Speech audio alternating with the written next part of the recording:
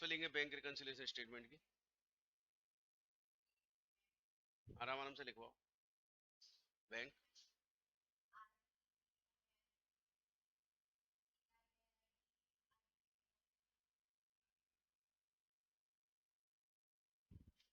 ध्यान रखना इंटरव्यू में आपसे इसकी स्पेलिंग भी पूछ ली जाती है, और बच्चे क्या करते हैं, ये गलती करते हैं, ए नहीं लगाते या फिर आई नहीं लगाते। है क्या? Bank reconciliation statement, right? होता क्या है, कौन बताएगा क्या होता है?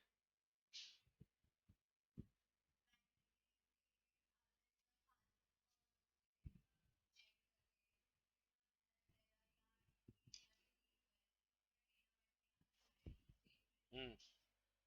बैंक से आता है।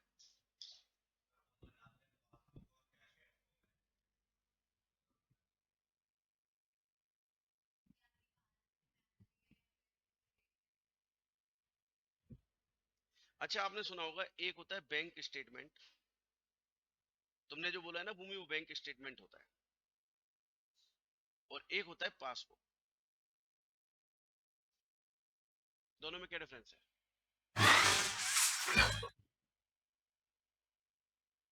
बैंक स्टेटमेंट और पासबुक में डिफरेंस क्या है?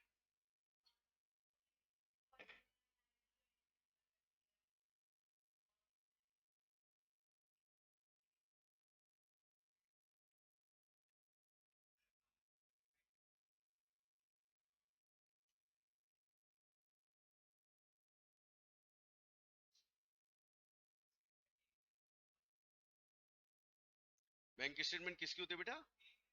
एक दिन की? अच्छा। और पासबुक पूरे महीने की होती है? ठीक है। हाँ बेटा, आपको कुछ पता है? No idea. अर्षित?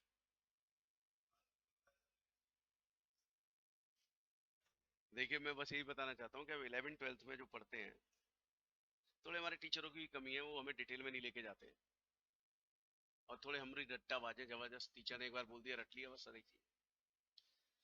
देखिए, बैंक पासबुक है क्या, सबके पास होती है, जिसका भी अकाउंट खुला, अकाउंट खोलने जाते हैं, बैंक हमें एक पासबुक देती है, एक चेक बुक देती है।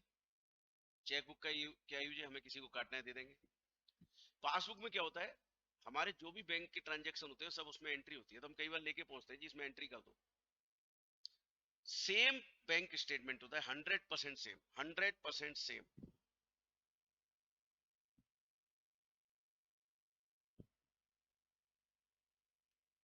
100% सेम। तो सर फर्क फर्क क्या है, आप एक बताओ। आप जब बैंक अकाउंट खुलवाने गए थे तो आपको चेकबुक कितनी मोटी मिली थी? 20 चेक की। और करंट अकाउंट खुलवाने जाते हो तो इतनी मोटी चेकबुक पकड़ा देता है वो। क्यों पकड़ाता है पता है? आज की डेट में, आज की डेट में, आज की डेट में तो सब कुछ ऑनलाइन हो रहा है, चेकबुक की नीड ही नहीं है का नहीं? एनईएफटी, आरटीजीएस, यूपीआई, कुछ भी करो आप, है ना, कुछ भी कर सकते हैं।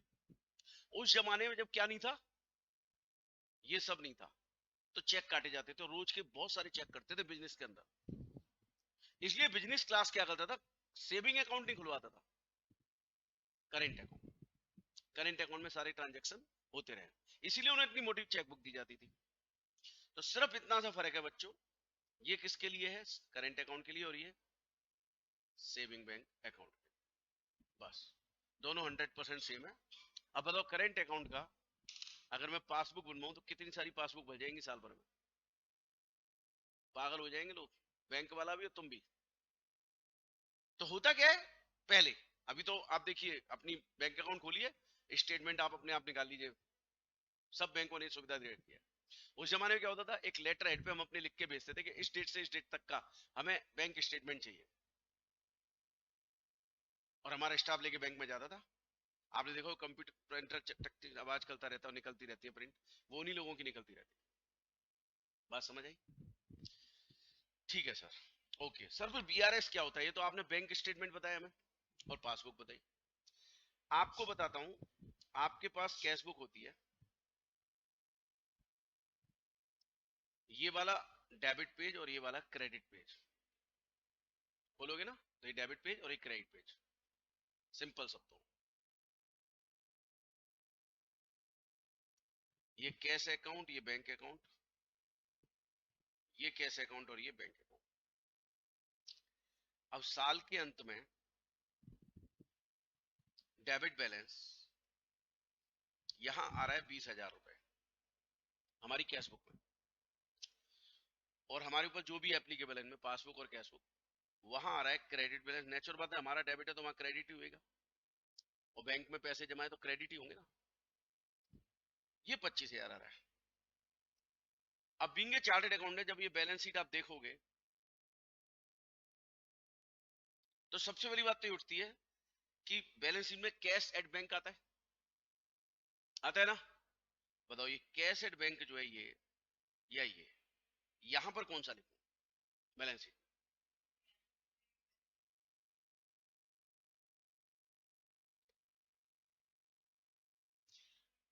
अब जरा एक बार सोचोगे, अगर आपने बैंक का 25,000 लिख दिया तो सारी एंट्री आप अपनी किताबों के हिसाब से कर रहे हो, और एक एंट्री आपने बैंक के हिसाब से ले ली, आपकी बैलेंस शीट मैच करेगी? ये तो 1 करोड़% सर्टिफाई हो गया कि 25,000 नहीं, कितना आएगा जी? 20,000। बात क्लियर? अब बीइंग ए चार्टर्ड अकाउंटेंट ये बैलेंस शीट आप साइन करोगे। जब ये बैलेंस शीट आप साइन करोगे तो आप पासबुक मांगोगे या बैंक स्टेटमेंट मांगोगे, और वहां से टैली करोगे कि टैली हो रहा है कि नहीं हो रहा है। अब ये टैली नहीं हो रहा, आपने साइन नहीं करनी चाहिए बैलेंस शीट। आप ये बैलेंस शीट साइन ना करें, यही इसी में भलाई है आपकी। फिर क्या करें सर? आप उससे कहो भैया तूने बीआरएस बनाया है क्या, बैंक रिकंसिलिएशन स्टेटमेंट? हाँ जी, दिखा। और जब वो बैंक रिकंसिलिएशन स्टेटमेंट आपको दिखा दे और वहां पे और यहाँ पे दोनों का डिफरेंस पता चल जाए आपको, तब आप इस बैलेंस शीट को साइन करें। अभी डिफरेंस कैसे? देखो, मैं जब बैलेंस ये बीआरएस बनाऊंगा तो क्या लिखूंगा? Balance as per cash book कितना? 20,000। इसमें प्लस माइनस कुछ होंगे और लास्ट में मेरा क्या आ जाएगा? कितना आएगा? तो ये जो डिफरेंस है वो जिस सीट पर रखा जाएगा उस सीट का नाम पड़ जाएगा बैंक रिकंसिलिएशन स्टेटमेंट। लॉजिक समझ आया? मतलब ये कि जो एंट्री मेरी कैश बुक में है और पासबुक में नहीं है तो बीआरएस में आएंगी, पासबुक में है कैश बुक में नहीं है तो बीआरएस में आएंगी, दोनों जगह है तो क्रॉस टैली हो गया। भाई रिकंसिलिएशन का मतलब क्या है? क्यों नहीं मैच हो रहा, कारण पता चले, that's all.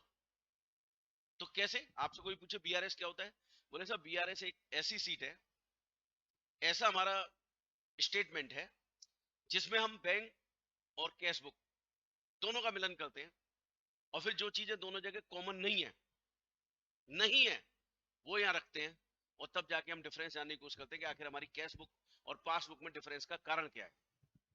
Is that clear? तो कैश बुक और पासबुक के मिलान में, जो कैश बुक में है पासबुक में नहीं है तो बीआरएस में आएगा, और पासबुक में है और कैश बुक में नहीं है तो बीआरएस में आएगा। बोले इतना क्लियर है कि नहीं? ऑनलाइन वालों समझ आया नहीं आया? चलिए, और आप भी भाई, आप लोग भी इन्वॉल्व हुआ कीजिए। जब मैं कुछ पूछता हूं तो बाई डिफॉल्ट है कि मैं आपसे भी पूछ रहा हूँ, ठीक है? तो आप भी रिप्लाई दिया कीजिए। चलिए सर, अब बात आती है सर, जब हमने 11th में पढ़ा था तो हमारे टीचर ने कैसे कराया था? ऐसे करवाते थे वो,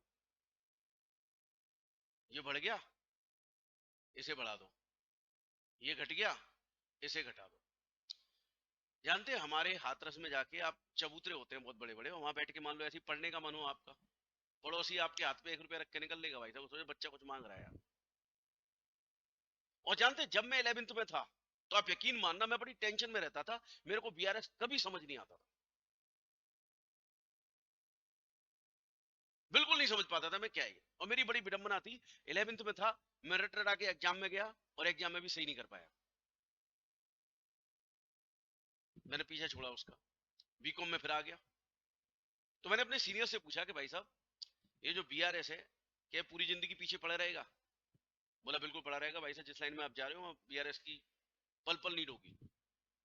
तब आप यकीन मानिए 94 में मैं बीकॉम के अंदर था, तब मैंने सोचा कि कुछ तो करना पड़ेगा इसका यार, वरना 10 नंबर तो गए, और आपके यहाँ भी 10 नंबर का आना है। आज मैं आपको ऐसी ट्रिक बताऊंगा इसकी, वर्ल्ड का कोई सा भी बीआरएस हो आप उसे सॉल्व कर लेंगे, और 5 मिनट के अंदर मैक्सिमम आपके 10 मिनट यहाँ बचा रहा हूँ मैं, बीआरएस सवाल में आएगा तो 10 मिनट बचा रहा हूँ सीधे सीधे। मैंने एक टेबल इजाद की और इट्स माई कॉपीराइट, पूरे वर्ल्ड में कोई ये नहीं कह सकता कि ये टेबल मेरी है, कोई टीचर नहीं कह सकता, कोई बंदा नहीं कह सकता, ये मेरी अपनी है, दिस इज माई कॉपीराइट। आपने बस ध्यान से समझनी है और 5 मिनट बाद आपके चेहरे पर सबके पे खुशी आ जाएगी कि बीआरएस का कोई भी सवाल आप बड़े आराम से सॉल्व करेंगे। ठीक है सर, करते हैं सर, ध्यान से देखिएगा। ये मैं एक वर्किंग नोट में बनाऊंगा टेबल, और देखिए थोड़ा सा लगेगा कि हम लेंदी वर्क कर रहे हैं, ये लेंदी वर्क नहीं है बेटा, ये हमारे सवाल को सही करने की ट्रिक है।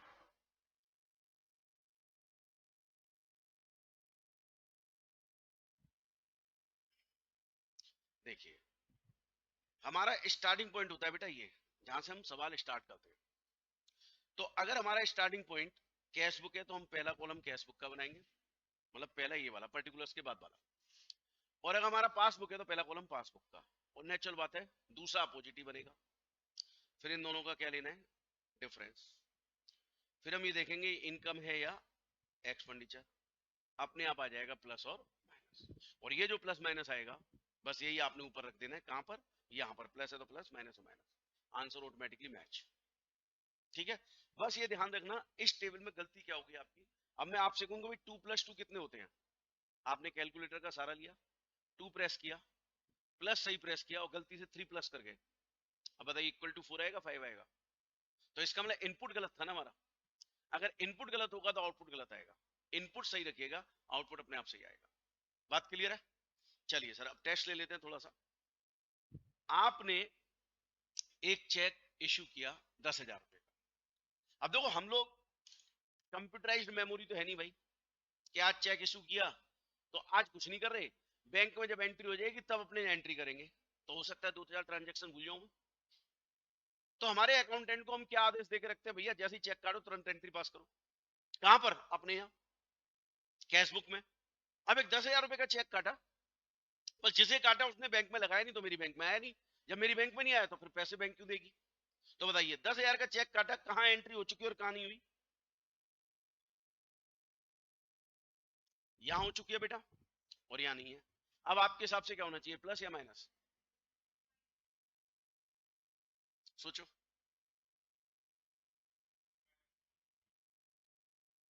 बताओ 10,000 में से जीरो गया, प्लस आएगा माइनस आएगा।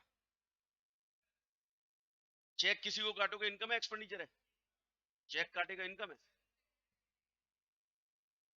ये तो मेरे हिसाब से तो प्लस हो रहा है, तुम्हारे से माइनस कैसे हो गया भाई।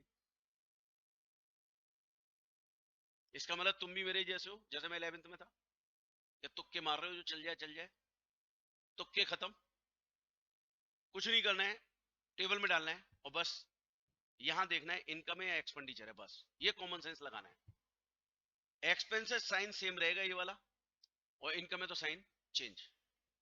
एक चेक मिला मुझे और मैंने बैंक में डिपॉजिट किया 15,000 रुपए का, तो मैंने अपने यहाँ तो एंट्री कर ली होगी, यहाँ भी क्लियर नहीं हुआ, बताओ प्लस के माइनस के, इनकम है एक्सपेंडिचर है, उल्टा कर दो। दिमाग लगाना पड़ रहा है क्या कुछ, हो रहा है ना सवाल सोल्व। सर बैंक ने बैंक चार्ज लगाए, हमें बाद में पता चले 1,000 रुपए, तो बैंक में हमारे यहाँ नहीं है, माइनस के 1,000 आएंगे। बैंक चार्ज लगाए बैंक ने, इनकम एक्सपेंडिचर है, साइन सेम। बैंक ने हमें ब्याज दी 5,000 रुपए, हमें नहीं पता चला, बाद में जब हम एंट्री कराने गए तब पता चला, बताओ बैंक में है हमारे यहाँ नहीं है, माइनस के 5, और बैंक ने ब्याज हमें दी है, लगाई नहीं है, तो इनकम या एक्सपेंडिचर, साइन उल्टा। लो जी सवाल खत्म। लग रहा है कहीं से भी टफ। हर चैप्टर में कुछ ना कुछ नया होगा जिससे आपके लिए फाउंडेशन पास करना इजी हो जाएगा। जैसे रेक्टिफिकेशन में मैंने आपको ट्रिक बताई कि ऐसे ही करना है, कोई और तरीका नहीं रखना है, बड़ी से बड़ी एंट्री रेक्टिफाइड हो जाएगी। ठीक है, अब एक काम करते हैं सर, 2-4 सवालों में से अप्लाई करके देखते हैं, अभी कैसे मान लें टेबल सही है ना। चलो आईसीआई की बुक निकालते हैं हम।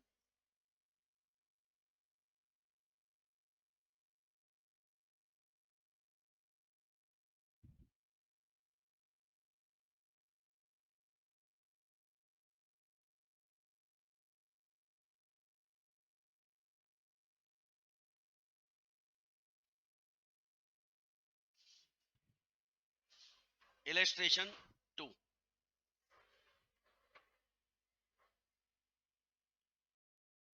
बैलेंस एज पर हमें क्या दिया हुआ है, कैश बुक। तो हमारा स्टार्टिंग पॉइंट ये हो जाएगा,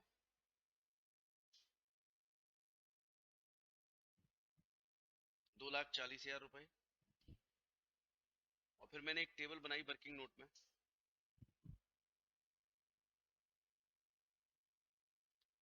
cash book, passbook, difference, income and expenditure, plus minus. ठीक है सर।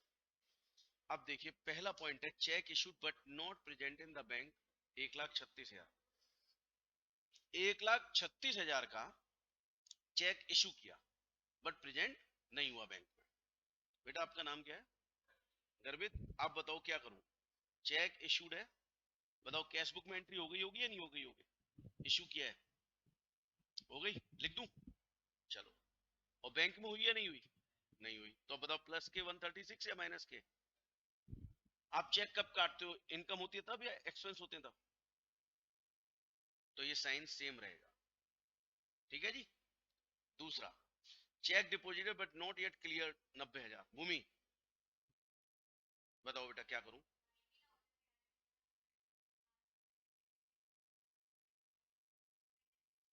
बहुत बढ़िया, शाबाश। बहुत अच्छी तरीके से समझ गई भूमि, तो 1 सेकंड में बता दिया। ठीक है। अब वंश बताएगा। बैंक चार्ज है 300 रुपए। बता ये कहाँ लिखा है इसमें कि यार ये बैंक में हुआ है, पास कैश बुक में हुआ? कुछ नहीं लिखा है ना। तो एक कॉमन सेंस क्या कहता है, बैंक चार्ज है तो पहले कौन लिखेगा? ये कॉमन सेंस अब डेवलप करना है। ठीक है। चलिए क्या करूं भाई बैंक चार्ज का वंश?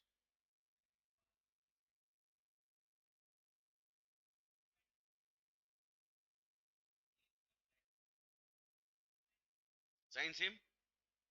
Omisha, interest credited by bank, क्या करूं बच्चे?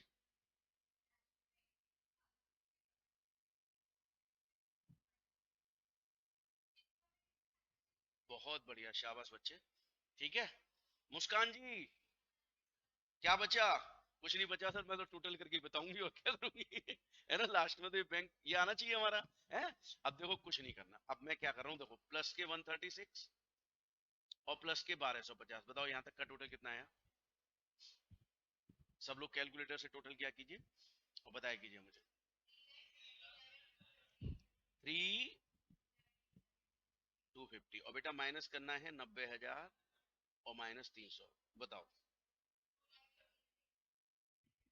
950। ये क्या है?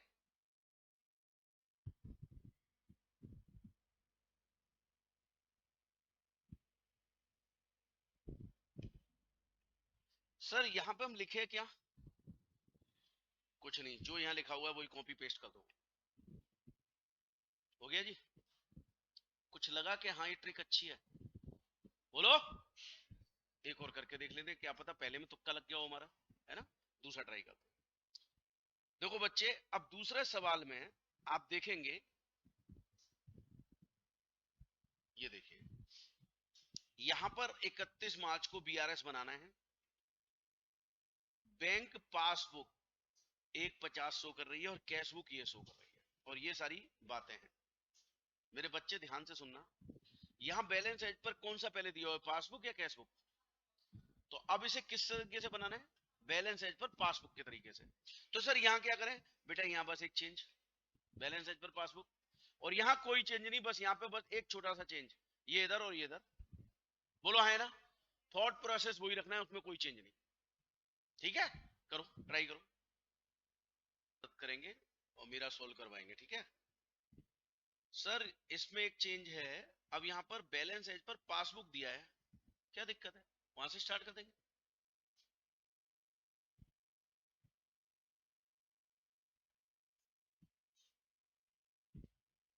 ये बीआरएस हम बना रहे हैं, balance as per passbook 1,50,000।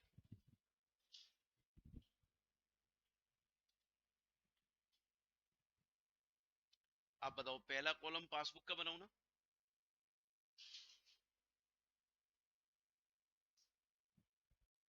Income expense plus minus.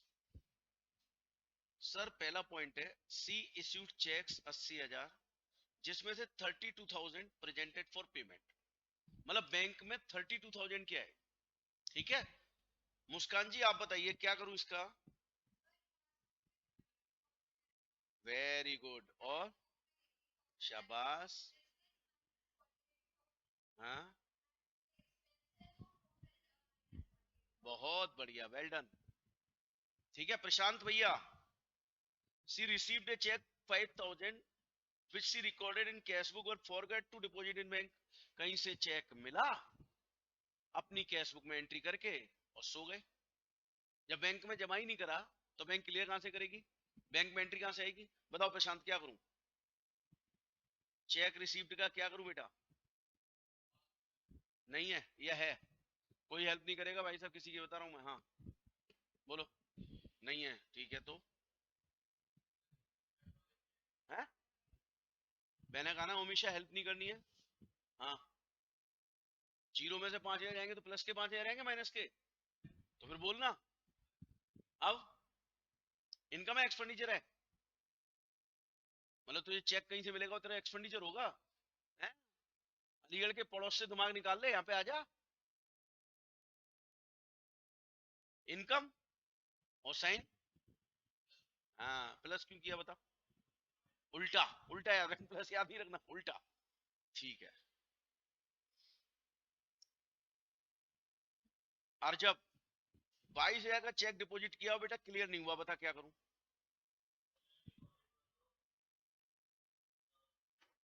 उधर मत देख कॉपी में, ऐसे ही बता।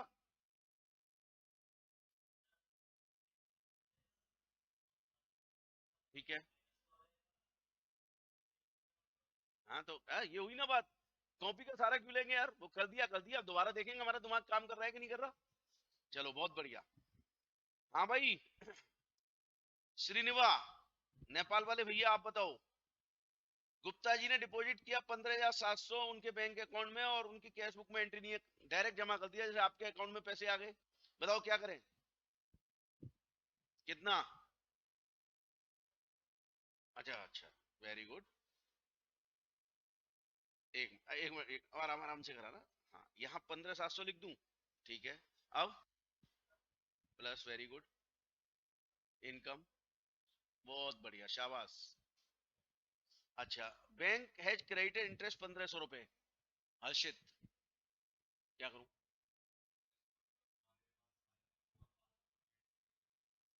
बहुत बढ़िया, बहुत बढ़िया,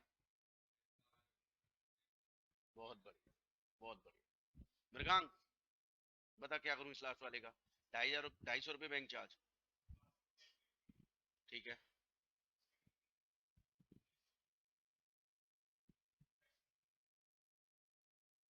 साइन सेम या चेंज कर दूं, चेंज करूं, सेम हो। देख मैं फंसाता हूँ, फंसा मत करा करो, तुम्हारे अंदर कॉन्फिडेंस होना चाहिए।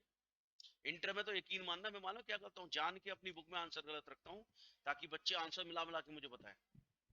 उनकी प्रैक्टिस खत्म करनी पड़ती है मुझे इंटर में। आंसर मिला देंगे, गलत आंसर बोले सर बिल्कुल मैच कर गया, अरे भाई कमाल कर रहे हो यार, आंसर मैच कैसे कर दिया तुमने, गलत कोई मैच कर देते हैं। चलो अब बताओ क्या करूं। सर अब प्लस ले लो, 5,000, प्लस के ले लो 22,000, प्लस के ले लो 250, बताओ यहाँ तक कितना है। 177,250, और अब ले लो माइनस 48,000, माइनस 15,700, माइनस 1,500, बताओ। ये आ गया बैलेंस एज पर। तो सर एक बात तो तय हो गई कि टेबल तो यूनिवर्सल है। तो सर हमारा सवाल गलत हो सकता है, बिल्कुल हो सकता है। कैसे, जब इसमें तुम इनपुट गलत दे दोगे, ठीक है। अब देखो ये तो इजी सवाल थे, अब थोड़ा सा ऐसा लेता हूं जिसमें चांद तारे नजर आए आप लोगों को।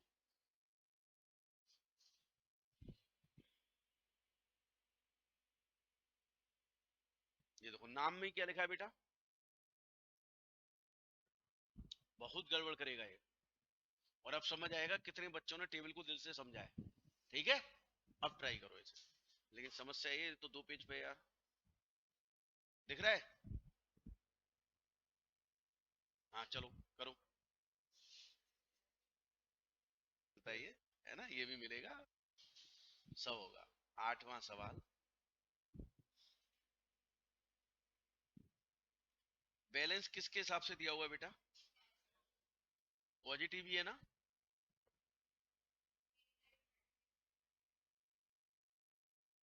हाँ पॉजिटिव है। 836 4, सही लिखा है ना?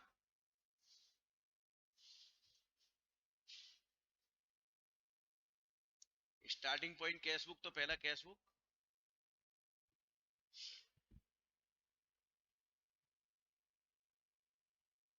आराम आराम से करेंगे।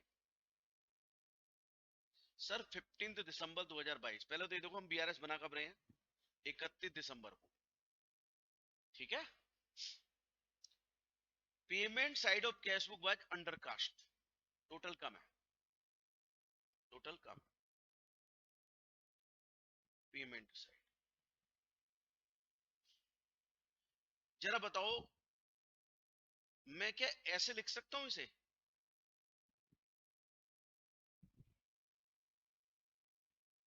भाई 10,000 रुपए कम है ना, तो पासबुक से कम होगा ना। अब बताओ माइनस के 10,000 है प्लस के, बताओ इनकम है एक्सपेंडिचर, एक्सपेंडिचर क्यों माना आपने? क्योंकि पेमेंट साइड लिखा हुआ है साफ, माइनस के 10, एकदम क्लियर है, कोई टेंशन नहीं जी। 1,31,000 के cheque not taken in bank column, देखो बेटा अब थोड़ी कहानी बनना शुरू हुई। सर बैंक कॉलम किस में होता है? कैश बुक, पासबुक तो पूरी की पूरी बैंक की है, बैंक स्टेटमेंट भी पूरा बैंक का है, तो कॉलम की बात आई तो कैश बुक की आएगी, और कैश बुक के बैंक कॉलम में अगर एंट्री नहीं हो रही है तो साफ बात है कैश बुक में एंट्री नहीं हुई। कैश बुक के बैंक कॉलम में अगर एंट्री नहीं हुई तो साफ शब्दों में समझ लीजिए इसका मतलब कि कैश बुक में एंट्री नहीं हुई, चाहे वो कुछ भी बोले। कैश बुक में एंट्री का मतलब है बैंक कॉलम में होना, इसका मतलब इसका मीनिंग क्या निकालूं? पासबुक में हो गई, कैश बुक में नहीं हुई। जी सर। और है क्या ये? चेक इशूड मतलब एक्सपेंस, ठीक है। चेक इशूड यहां नहीं हुई, यहां हो गई, क्योंकि बैंक कॉलम में नहीं थी पासबुक कैश बुक के, माइनस के 131। और बताओ एक्सपेंस माइनस का 130। बोलो क्लियर है कि नहीं? कोई डाउट है तो प्लीज पूछते रहना, ठीक है। चलो, one deposit 1,50,000 was recorded in cash book as if there is no bank column again. अरे भाई साहब सेम वही गलती कि कैश बुक में ऐसे एंट्री कर दी जैसे बैंक कॉलम नहीं है। अरे भाई साहब क्यों नहीं है? बैंक की एंट्री तो बैंक कॉलम होना ही चाहिए, और अगर बैंक कॉलम नहीं है आप कैश बुक में एंट्री कर रहे हो तो क्या है, वो हवा में हो रही है बस, बाद में तुम्हारी बैलेंस शीट डिस्टर्ब होगी तो होगी। बोलो बात समझ आई कि नहीं आई? तो सर फिर से कैश बुक में एंट्री नहीं है। कितने रुपए की बेटा? एक, माइनस का 1,50,000, और इनकम है तो प्लस का 1,50,000। Okay sir. सर ये वाला पॉइंट हमें परेशान कर रहा है, कोई बात नहीं, इसको लॉजिक से समझते हैं। डेबिट बैलेंस पिछले पेज का अगले पेज पर लेके गए तो क्रेडिट बैलेंस हो गया कैश बुक में। अब देखो जरा ध्यान से देखो, ये कैश बुक का डेबिट पेज है, हमने यहां तक टोटल किया 15,260। अगले पेज पे गए, आना डेबिट में ही था, और कहां चला गया बेटा? बैंक में, यहां चला गया, यहां, और यहां के टोटल में चला गया, जबकि होना क्या चाहिए? डेबिट के टोटल में जुड़ना चाहिए था। अब पहले तो इसका इफेक्ट समझेंगे।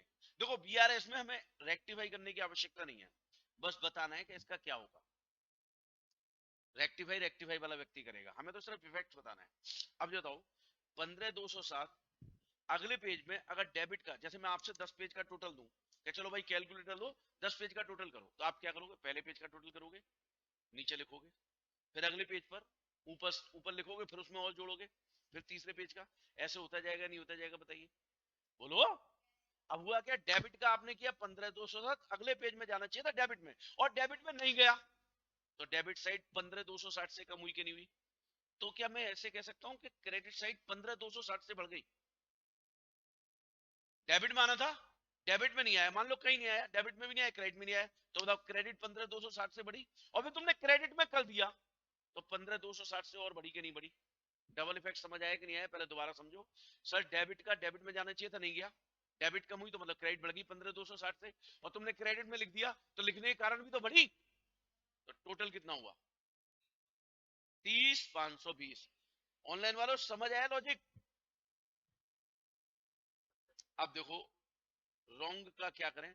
यहाँ 30,520 हुए, यहाँ तो कुछ है ही नहीं, प्लस का 30,520। सर अब इसे इनकम माने या एक्सपेंडिचर? सवाल बस ये, क्यों माने?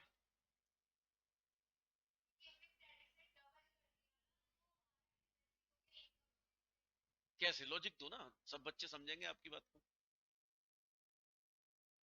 अब बच्चे सोचेंगे ना, तुमने तो कहा था ये, अब रीजन दो कि ऐसा क्यों हो रहा है। आंसर तो सही है, चलो रीजन में देता हूं। सैलरी पे की क्या एंट्री बनाओगे? Salary debit to cash. किसी को पेमेंट किया तो क्या एंट्री बनाओगे? X Y Z debit to cash, credit side. और क्रेडिट साइड बढ़ रही है, हलचा हुआ कि नहीं हुआ बताइए? लॉजिक देखो, एंट्री बना के सोच ली sir. X Y debit to bank, to credit side. Payment किसी को किया X Y Z debit to cash, मतलब टू बैंक, क्रेडिट साइड। तो इसका मतलब ये क्या बन गया आपका? एक्सपेंस। और एक्सपेंस है तो साइन सेम रहेगा। ऑनलाइन वालों समझ आया? अब देखो 11,514 का चेक ड्रॉन, ड्रॉन का मतलब इशू लिखना, लास्ट वीक किया था, और इतने ही एनकैश हुए, इनका मतलब ये कैश बुक में और ये पासबुक में। चलो जी, चेक ड्रॉन बताओ कितना? 11,514, और यहाँ डिफरेंस बताओ।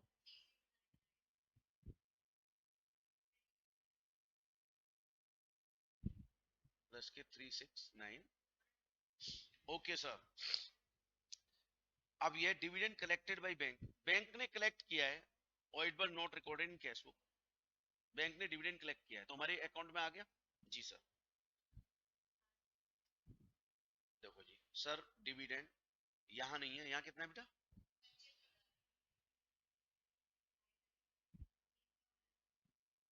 अच्छा, कितने लोग हैं जिन्हें डिविडेंड का मतलब नहीं पता? सबको पता है। हम कंपनी के शेयर्स खरीदते हैं, कंपनी बिजनेस करती है, कंपनी का प्रॉफिट एंड लॉस अकाउंट बना, कंपनी को नेट प्रॉफिट हुआ, उस नेट प्रॉफिट में से वो शेयर होल्डर को बांटती है उनका share, that is called dividend. तो हमारी इनकम हुई, इसलिए यहाँ इनकम और साइन उल्टा। सब्सक्रिप्शन, हमने सब्सक्रिप्शन पे किया, मतलब हमारा खर्चा है। बैंक ने पे किया, कैश बुक में एंट्री नहीं है। और एक्सपेंस है बेटा, साइन सेम। एक आउटगोइंग चेक था 3,50,000 का, 2 बार कैश बुक में। एक बात हो, तुमने किसी को चेक एक बार इशू किया तो बैंक कितनी बार पेमेंट करेगी? एक बार या 2 बार? और तुम 2 बार क्या 10 बार लिख लो, तुम्हारी गलती है। बोलो है ना? अब बताओ 3,50,000 कैश बुक में कितनी बार है, और यहाँ कितनी है? प्लस के 350, और आउट गोइंग है मतलब दिया है, तो प्लस के 3,50,000। बस यहाँ पर लिखना शुरू करते हैं। 1,50,000, 30,520, 3,699, 25,000, और 3,50,000। बताओ यहाँ तक का टोटल, यहाँ तक का टोटल बताओ। 600। और माइनस करते हैं बेटा 10,000, माइनस 1,31,000, माइनस 1। बताओ 600, और ये बैलेंस है एज पर।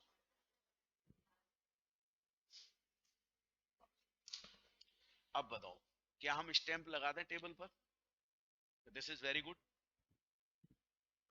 क्या आपको नहीं लगता, क्या आपके सोचने में टाइम जो लग रहा था वो जीरो हो गया?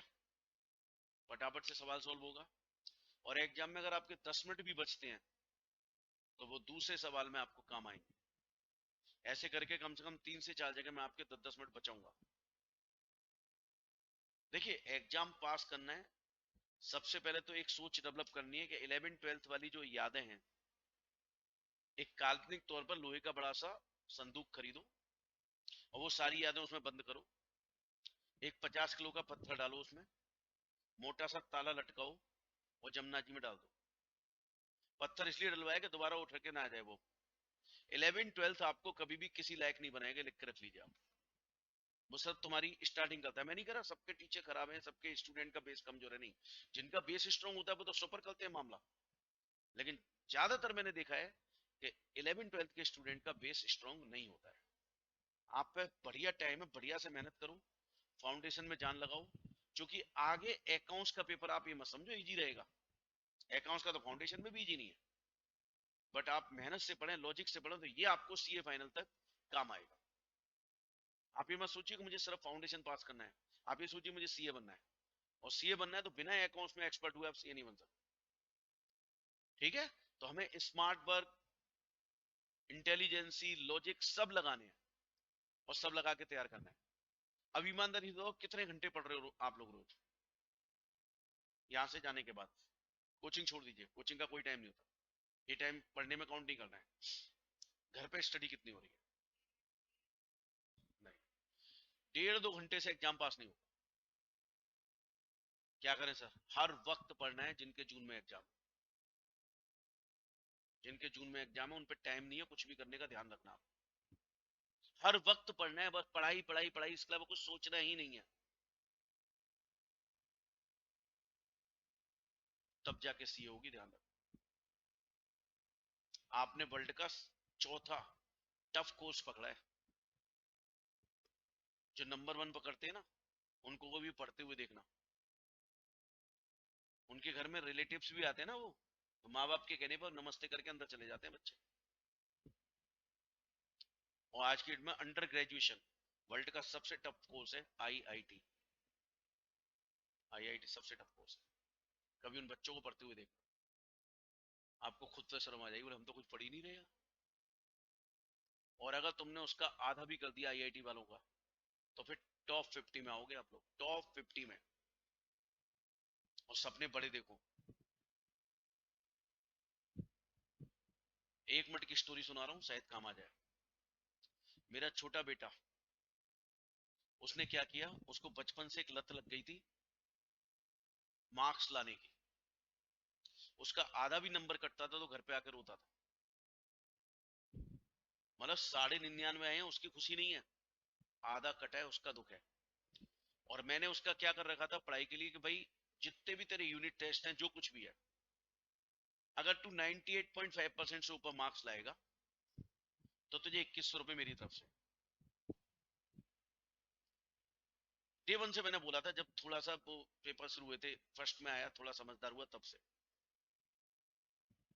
12th तक हर बार सारे सेक्शंस का टॉपर रहा है वो। जी मेंस में 1221वीं रैंक थी 14 लाख बच्चों में। छोटी बात नहीं है। और आज की डेट में उसके अकाउंट में इतने पैसे इकट्ठे करके गया वो हम लोगों से। आईआईटी का, फिट जी का नाम सुना है आपने? फिट जी का नेशनल टेस्ट दिया था उसने। तो मैंने कहा देख ले मेहुल यार, 3.5 4 लाख रुपए फीस है, अगर कुछ बच जाए। उस समय कोरोना का दौर था, फाइनेंशियल क्राइसिस सब जगह थी, मेरे साथ भी थी। क्योंकि मेरे पास कैश नहीं था, मैं गरीब नहीं था, कैश नहीं था, बस कैश टेंस था। तो मैंने बोला, उसने पेपर दिए। 450 में 426 नंबर आए थे उसके ऑल इंडिया में। और उसकी जो 4 लाख फीस थी वो सिर्फ 50 रह गई। और देखिए यहाँ बनियाबाजी क्या की उसने। जब वो यहाँ फिटजी में पढ़ता था तो यहाँ पे भी क्या होता था, टॉपर को वो हर बार चेक देते थे, स्कॉलरशिप।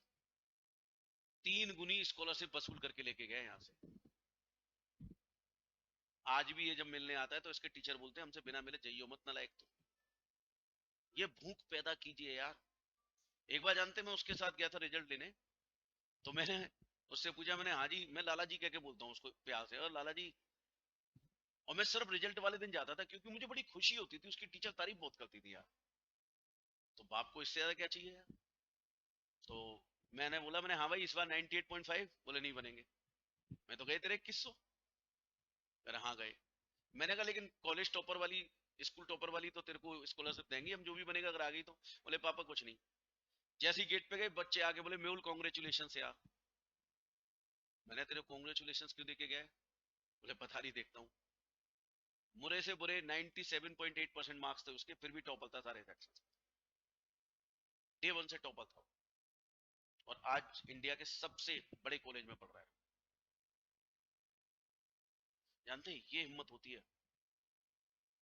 चाहता तो मेरे घर में, देखिए मेरे पास पैसे की भगवान के आशीर्वाद से कोई कमी नहीं है, मैंने अच्छा पैसा कमाया हुआ है। बिगड़ सकता था।